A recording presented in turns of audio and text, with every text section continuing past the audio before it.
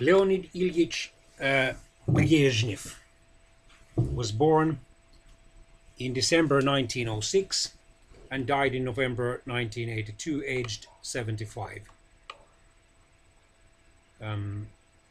He was born in Kamenskoye, Yekaterinoslav Governorate, Russian Empire, and died in Zarechye near Moscow. He was the virtual Soviet dictator from October 1964 until his death in November 1982 as General Secretary of the Communist Party. He also became the nominal Soviet head of state or chairman of the Presidium of the Supreme Soviet in June 1977. He had first held this office from May 1960 until July 1964. During his 18-year rule, the Soviet Union's global influence grew dramatically, in part because the Soviet military expanded a lot, but this came partly at the expense of living standards. However, because food was transported from such countries as fellow communist countries as Poland and East Germany, the ordinary Russians felt that they were actually relatively prosperous during Brezhnev's rule, and superficially they were. However, the Soviet economy and society started to stagnate. The economic growth, despite all the government subsidies, despite all the food imports and so forth, started to slow down. And at the end of his rule, according to one estimate quoted by the Russian-American historian Nicholas V. Ryasanovsky in his book A History of Russia, on a per capita basis, the Soviet gross domestic product was only about 55% or slightly over half of the US domestic product. The Soviet Union was very weak in computers, and even there were chronic shortages of many industrial and consumption goods because of the heavy emphasis on the overemphasis on the heavy military industries. The freedoms of speech, expression, press, and so forth, which had to some extent become more prominent during Khrushchev's 11-year rule, again became more restricted during Brezhnev's rule. The persecution of openly Christian Soviets and other religious minorities such as Jews and to some extent Muslims continued, although toward the end of Brezhnev's rule, probably partly because of the fervent prayers of Christians, both inside and outside the Soviet Union, partly because of international protests, and also partly because of propaganda purposes, it started to decrease.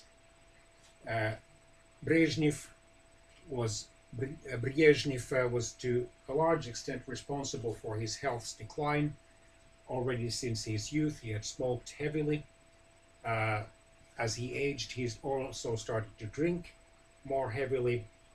And as he aged, he exercised less and therefore became quite severely overweight. Starting in 1973, his central nervous system began to deteriorate. He had several strokes, even life-threatening ones, and his doctors had to be kept close to him. His teeth started to fall out. In 1975, he suffered his first heart attack, and by his last years, especially from 1979 onwards, he was a bloated and visibly sick old man. However, he refused to resign but continued nominally to exercise his authority, whatever it was. And so he passed away in November 1982.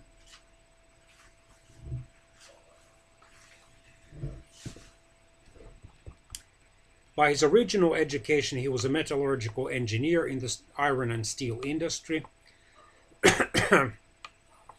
In 1946, he left the Soviet army with the rank of Major General. In 1952, he was promoted to the Central Committee. His hostility towards reform and tolerance of corruption ushered in a period of socio-economic decline that came to be known as the Brezhnev stagnation. On the world stage, he pushed hard for the adoption of détente, or relaxation of tensions between the Soviet Union and the United States and their allies, and foster economic cooperation between these superpowers.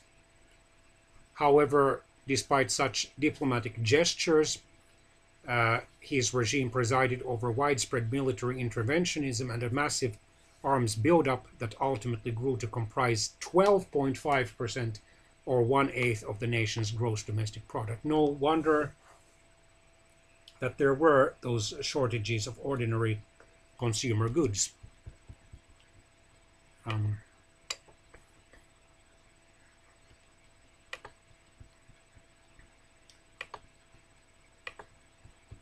His health worsened in the winter of 1981 to 1982 when Poland was placed under a martial law in order to prevent it from being occupied by fellow Warsaw Pact countries like Czechoslovakia had been.